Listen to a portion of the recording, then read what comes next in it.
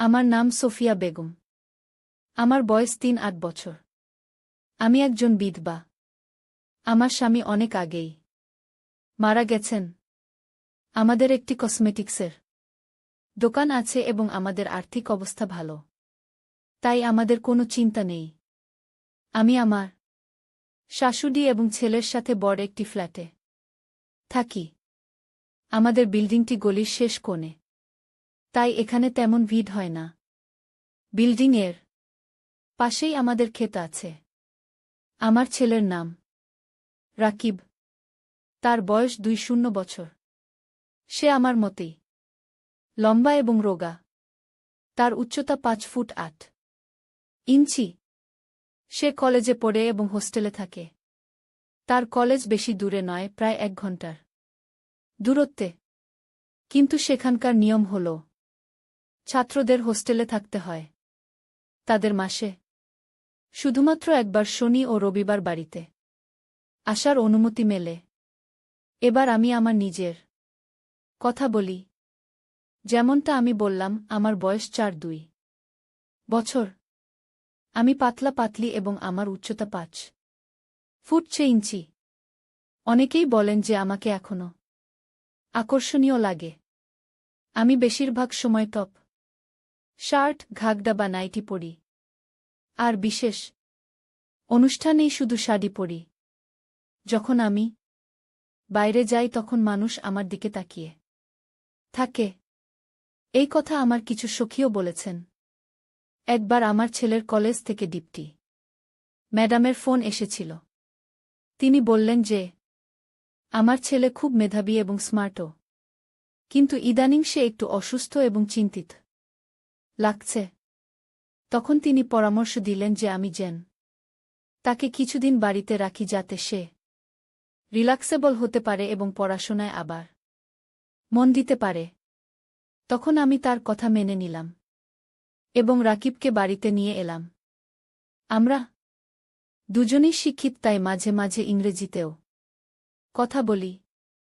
রাকিব আসার পর কিছুদিন এভাবেই কেটে গেল, কারণ সকালে আমি আমার কসমেটিক্স এর দোকানে চলে যেতাম, আর রাকিব কখনো কখনো মাঠে বন্ধুদের সাথে দেখা করতে যেত। আমি জানতাম যে সে সেখানে গিয়ে সিগারেট খায়, কিন্তু আমি তাকে কিছু বলিনি। এক শনিবারের কথা, আমাকে সন্ধ্যায় মহিলাদের একটি অনুষ্ঠানে যেতে হয়েছিল এবং আমার শাশুড়িও সৎসঙ্গের জন্য বাইরে গিয়েছিলেন, তাই আমি বাড়িতে একা ছিলাম।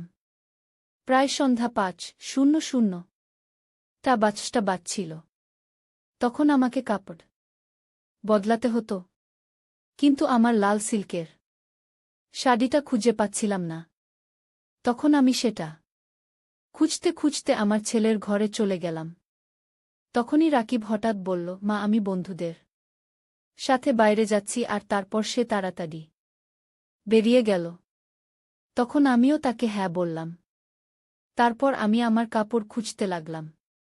তখনই হঠাৎ আমার নজর পড়ল যে আমার সেই লাল সিল্কের শাড়িটা রাকিবের বিছানার নিচে পড়ে আছে।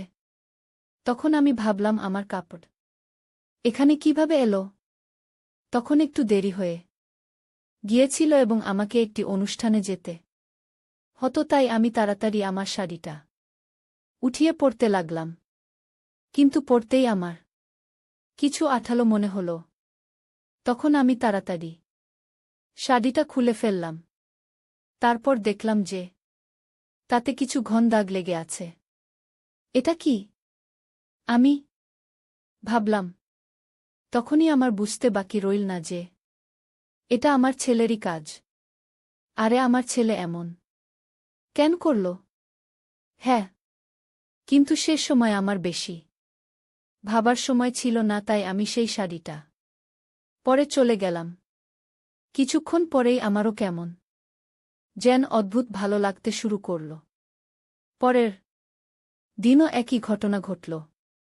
সকালে যখন আমি দোকানে যাওয়ার প্রস্তুতি নিচ্ছিলাম, তখনই ছেলে বাথরুম থেকে তাড়াহুড়ো করে বেরিয়ে এসে বলল, মা, আমি বাইরে যাচ্ছি। আমিও হ্যাঁ সূচক মাথা না ডালাম এবং সে চলে গেল। আমি তখন কাপড় বদলাচ্ছিলাম। তখনই আমার চোখ পড়ল বাথরুমে পড়ে থাকা একটি কাপড়ের উপর।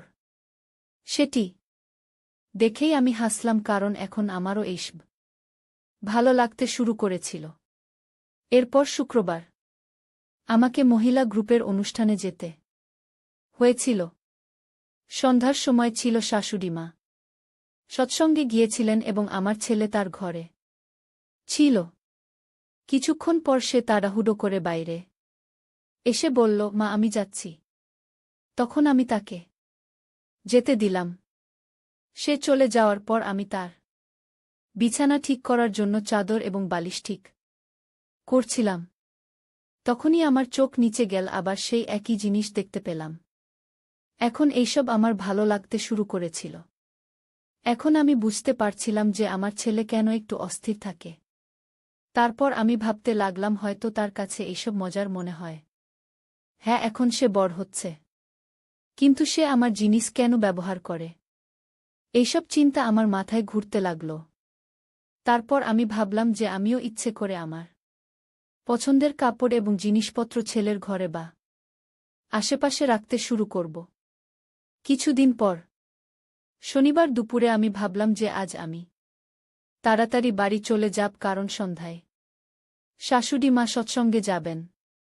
তখন আমি আমার দোকানে কাজ করা মেয়েদের বলে দিলাম যে আজ আমি তাড়াতাড়ি যাচ্ছি এবং সন্ধ্যায় আসুক না, তাই তারা দোকানের খেয়াল রাখবে। সন্ধ্যায় আমি একটি নতুন পদ্ধতি চেষ্টা করার কথা ভাবলাম। আমি চুপচাপ ছেলের ঘরে গেলাম, কাপড় বদলাতে লাগলাম এবং কিছু কাপড় সেখানেই ফেলে রাখলাম, এটা দেখার জন্য যে সে কি করে। তারপর আমি আমার কাজে লেগে পড়লাম। দুপুরে যখন আমি দেখলাম, তখন আমার ছেলে তার ল্যাপে কিছুর জন্য অপেক্ষা করছিল এবং তার কাজ করছিল। তখন আমার একটু অদ্ভুত লাগল, কিন্তু সে কি করতে পারত? সে তো এখনো যুবক। এই ভেবে আমি আমার কাজে লেগে পড়লাম। এখন সন্ধ্যা ৭টা বেজেছিল। আমার শাশুড়ি মা সৎসঙ্গের জন্য গিয়েছিলেন। এখন বাড়িতে শুধু আমি আর আমার ছেলেই ছিলাম। এই সুযোগের সদ্ব্যবহার করে আমি ভাবলাম যে আজ কিছু আলাদা করব। তখন আমি উপরে শার্ট পরলাম এবং নিচে টাইট শাড়ি। তারপর একবার আয়নায় নিজেকে দেখলাম, হালকা লাল রঙের লিপস্টিক লাগালাম এবং কপালে বর টিপ পরলাম। চুলও খোলা রাখলাম। তখন আমাকে সত্যি খুব ভালো লাগছিল। তখনই আমার ছেলে এলো। এখন সে অবাক হয়ে গিয়েছিল। সে আমাকে মাথা থেকে পা পর্যন্ত দেখল এবং কয়েক মুহূর্ত আমাকে এভাবেই দেখতে থাকল। তখন আমি বললাম, আরে বাবা, এভাবে কি দেখছিস? চা খাবি? তখন ছেলে বলল, না, আমি বাইরেই খেয়ে নেব হোটেলে। কি? তখন আমি বললাম, আরে বাবা, এভাবে চলবে না। আজ তুই আমার সাথে চা খাবি। আর হ্যাঁ, আমি জানি যে তুই সিগারেটও খাস। যদি খেতে হয় তাহলে তোর ঘরেই খেতে পারিস। তারপর আমি বললাম, চল বাবা, চা খাই। হলে চলি। তারপর আমরা দুজনেই হলে গেলাম। তখন আমি তাকে জিজ্ঞাসা করলাম, আরে রাকিব, আজ তোর কি টেনশন? রাকিব বলল, মা, যখন তুমি থাকো তখন আমার কোনো টেনশন থাকে না। এরপর উপর আমি বললাম, আরে আমি তোর মা, আমাকে সব কিছু বলতে পারিস। হতে পারে আমি তোর কিছু সাহায্য করতে পারি। কিন্তু তখন সে কিছু বলল না। শুধু আমরা চুপচাপ দাঁড়িয়ে রইলাম। আমাদের সামনে ক্ষেত ছিল এবং সেখানে একটি ছোট কুঁড়েঘর ছিল। তখনই সেখানে দুটি কুকুর এল। কিছুক্ষণ পর কুকুরটি সেই কুকুরের সাথে খেলতে লাগল। মানে তুমি বুঝতেই পারছ। রাকিব খুব মনোযোগ দিয়ে সেই কুকুরগুলোকে দেখতে লাগল। তখনই হঠাৎ আমি বললাম, রাকিব, আরে শোন। কিন্তু সে শুনছিল না। তার পুরো মনোযোগ শুধু সেই কুকুরগুলোর দিকে ছিল। তখনই আমি হঠাৎ জোরে বললাম, রাকিব, আরে তুমি আমার কাপড় পরো তাই না?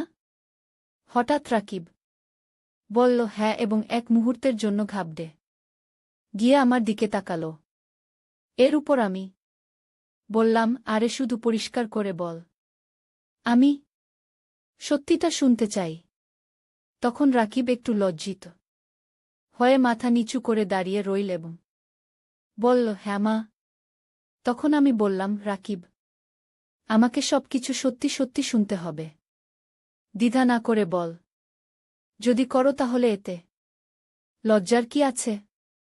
তখন রাকিব কিছুক্ষণ থামল। তারপর মাথা নিচু করে ধীরে ধীরে বলল, হ্যাঁ মা, আমি করি। তারপর আমি বললাম, রাকিব, এভাবে নয়, এখন আমার চোখে চোখ রেখে বল। তারপর রাকিব কিছুক্ষণ চুপ থাকল।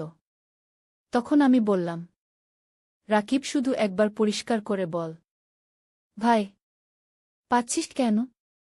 তোকে আমার থেকে ভয় পাওয়ার দরকার নেই। রাকিব আবার কিছুক্ষণ চুপ থাকল এবং আমার দিকে তাকিয়ে বলল, হ্যাঁ মা, আমি করি। তারপর আমি বললাম, আচ্ছা চলো, আজ আমি তোকে আসল আনন্দ দেব। তখন রাকিব অবাক হয়ে জিজ্ঞাসা করল, আসল আনন্দ? এর উপর আমি বললাম, হ্যাঁ রাকিব, আজ আমি তোকে আসল আনন্দ দেব। আয় বেডরুমে চল। তখন রাকিব একটু ইতস্তত করতে লাগল। মা, কিন্তু তখনই আমি বললাম, আরে আবার টেনশন নিচ্ছিস নাকি? ঠিক আছে, একটা কাজ কর, আমি তোর জন্য চা আনি। আগে চা খেয়ে নে, তারপর তোর সিগারেট খা এবং তারপর বেডরুমে আয়। আর হ্যাঁ, ব্রাশ করে আসবি। যখন আমি ডাকব তখনই আসবি। তারপর আমি চা বানালাম। তারপর 2টি কাপ চা নিয়ে এলাম। একটি কাপ রাকিবকে দিলাম এবং একটি আমি নিলাম। তখন তার চায় আমি বিশেষ ভেজ মিশিয়ে দিলাম। তখন আমি জানতাম যে এই চা খেলেই তার মস্তিষ্ক বদলে যাবে। আমি এটাও জানতাম যে আমার শাশুড়ি মা এখনো আরও 3 ঘণ্টা সৎসঙ্গ থেকে ফিরে আসবেন না। আজ আমাদের বিল্ডিং এর নিচে সৎসঙ্গ অনুষ্ঠান হচ্ছিল, সাথে ভজনও চলছিল। সেই সময় আমি চা খেতে খেতে ঘরের দরজা এবং জানালা বন্ধ করছিলাম। পর্দাও লাগিয়ে দিয়েছিলাম। শুধু রান্নাঘরের আলো জ্বলছিল, কারণ বাইরে হালকা বৃষ্টি হচ্ছিল এবং একটু অন্ধকারও ছিল। রান্নাঘরের হালকা আলো বেডরুম পর্যন্ত আসছিল। চায়ের পর রাকিব বেলকনিতে ধূমপান করছিল। তখন আমি তাকে ডাকলাম, রাকিব বাবা, আয়, আমি তোর অপেক্ষা করছি। সে ভেতরে এল। তখন আমি বিছানার পাশে দেয়ালের সাথে হেলান দিয়ে দাঁড়িয়েছিলাম। রাকিব আমার কাছে এল এবং আমাকে দেখতে লাগল। তারপর আমি তার হাত ধরে তাকে নিজের কাছে টেনে নিলাম। নিচে সৎসঙ্গ এবং ভজনের আওয়াজ প্রতিধ্বনিত হচ্ছিল এবং উপরে আমাদের মধ্যে একটি আলাদা সৎসঙ্গ এবং ভজন চলছিল। কিছুক্ষণ পর আমরা শান্ত হলাম। রাকিব খুব খুশি ছিল। আজ আমি তাকে আসল জীবনের আনন্দ দিয়েছিলাম এবং আমিও বহু বছর পর খুব খুশি হয়েছিলাম। তারপর কিছুক্ষণ পর রাকিব বলল, মা, আমি কিছুক্ষণ পর বাইরে যাচ্ছি। আমি বললাম, হ্যাঁ বাবা, যা, বাইরে কিছুক্ষণ ঘুরে আয়। তোর দাদিও কিছুক্ষণ পর এসে যাবেন। তারপর কিছুক্ষণ পর আমার শাশুড়ি মা সৎসঙ্গ থেকে ফিরে এসে বললেন, আজ আমি নিচে মধুবনের বাড়িতে রাতে থাকব। সে একা আছে, তার ছেলে এবং বউ বাইরে গেছে। তখন আমি সাথে সাথে শাশুড়ি মাকে হ্যাঁ বললাম। এখন আমি খুব খুশি ছিলাম। কাকতালীয়ভাবে আজ রাতে আবার আমি এবং রাকিব একা ছিলাম। তারপর আমি সাথে সাথে রাকিবকে একটি মেসেজ করলাম, রাকিব বাবা, গুড নিউজ আছে, আজ বাড়িতে শুধু আমরা দুজন আছি। মা নিচে প্রতিবেশীর বাড়িতে থাকবেন। রাতে রাকিবের রিপ্লাই এল, মা, আজ খুব মজা হবে আমি আবার মেসেজ করলাম হ্যাঁ বাবা আজ খুব মজা করব। রাকিব রিপ্লাই দিল মা একটা রিকোয়েস্ট আছে। এর উপর আমি জিজ্ঞাসা করলাম বাবা কি রিকোয়েস্ট? রাকিব লিখল মা একটা কাজ করবে প্লিজ। আমি জিজ্ঞাসা করলাম কি বাবা বল। তারপর আমি লিখলাম আসার সময় বিয়ার নিয়ে আসিস আজ আরও একটু করব। আমি জানি তুই তোর বন্ধুদের সাথে খেয়েছিস। তখন রাকিব জবাব দিল হ্যাঁ মা অবশ্যই। তারপর সে লিখল মা আজ তুমি আমার সাথে সিগারেটও খেও কারণ আমি জানি যে তুমিও সিগারেট খাও। আমি মেসেজ করলাম হ্যাঁ বাবা যেমনটি তুই বলিস তেমনি হবে। তারপর আরও একটি মেসেজ করলাম যে কখনো কখনো আমি তোকে একটি বিশেষ সিগারেট দেব। এখন রাত একটা বেজে ছিল। আমার শাশুড়ি মা নিচে প্রতিবেশীর কাছে চলে গিয়েছিলেন। এখন রাত একটা বেজেছিল। তখন আমি রাকিবকে মেসেজ করলাম বাবা কোথায়? রাকিব জবাব দিল মা আমি রাস্তায় আছি। এক বন্ধুর সাথে দেখা হয়ে গিয়েছিল তাই দেরি হয়ে গেল। তারপর আমি মেসেজ করলাম ঠিক আছে। রাকিব আবার লিখল মা আজ আমরা হালকা ডিনার করব। এর উপর আমি বললাম ঠিক আছে তোর ইচ্ছে।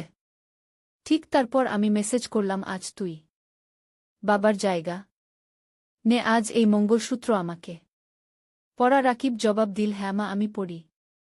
কিন্তু তুমি? রাকিব আবার জবাব দিল হ্যাঁ মা ধরে নাও আমি পড়িয়ে দিয়েছি। কিন্তু আমি তোমাকে মা ডাকব। তারপর রাকিব মেসেজে স্মাইলি পাঠাল। কিছুক্ষণ পর সে বাড়ি এল। তখন সে সাথে পিৎজা এনেছিল। তখন আমি বললাম রাকিব তুমি আগে ফ্রেশ হয়ে নাও আমিও এখনই আসছি। তারপর আমি কাপড় বদলালাম এবং ডাইনিং টেবিল সাজালাম। ততক্ষণে রাকিবও এসে গেল। তারপর আমরা একসাথে ডিনার করতে শুরু করলাম। এখন আমরা দুজনেই একে অপরের দিকে তাকাতে লাগলাম। তখনই আমি আমার লম্বা মঙ্গলসূত্র বের করে রাকিবকে দিলাম। তারপর আমরা বিয়ার খেলাম এবং রাকিবও বিয়ার নীল। এরপর পরপর আমরা ক্যান্ডেল লাইট ডিনার করলাম। ক্যান্ডেল লাইট ডিনারের সময় আমাদের হালকা হালকা হাসি, একে অপরের সাথে ধাক্কা খাওয়া, গ্লাস এবং মোমবাতির মৃদু পরিবেশকে আরও বিশেষ করে তুলেছিল। সম্ভবত বিয়ারের নেশা এখন প্রভাব দেখাতে শুরু করেছিল। তখনই রাকিব আমার হাত ধরে হালকা করে চাপল এবং মুচকি হেসে বলল তুমি জানো যখন তুমি আমাকে মঙ্গলসূত্র দিলে তখন আমার মনে হল যে তুমি আমাকে চিরকালের জন্য তোমার করে নিয়েছ। তখন আমি তার চোখের দিকে তাকালাম যেখানে কিছু না বলার শব্দ ভাসছিল। তারপর আমি ধীরে ধীরে বললাম রাকিব তুমি আগে থেকেই আমার। এতে বলার কি আছে? তুই তো আমার লাল সোনা বাবু, সব কিছু তো তুই। তখন রাকিব আমাদের কথা শুনে দুষ্টুমি ভরা ভঙ্গিতে বলল ভালো লাগছে যে আমি উঠছি।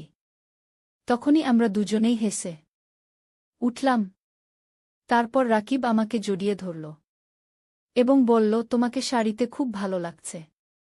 তারপর রাকিব আমার দিকে মনোযোগ দিয়ে দেখল এবং ধীরে ধীরে বলল আজকের রাত শুধু আমাদের। তখন আমি হালকা করে মাথা নিচু করলাম এবং তাকে জড়িয়ে ধরলাম। তখন মোমবাতির আলো, মৃদুসঙ্গীত এবং আমাদের হৃদয়ের স্পন্দনের আওয়াজই আমাদের মধ্যে ছিল। সে রাতে চাঁদ ও চাঁদের আলো ছড়াচ্ছিল, যেন আমাদের এই বিশেষ রাতের সাক্ষী হতে চায়। বাতাসও আমাদের নীরবতায় গুনগুন করছিল।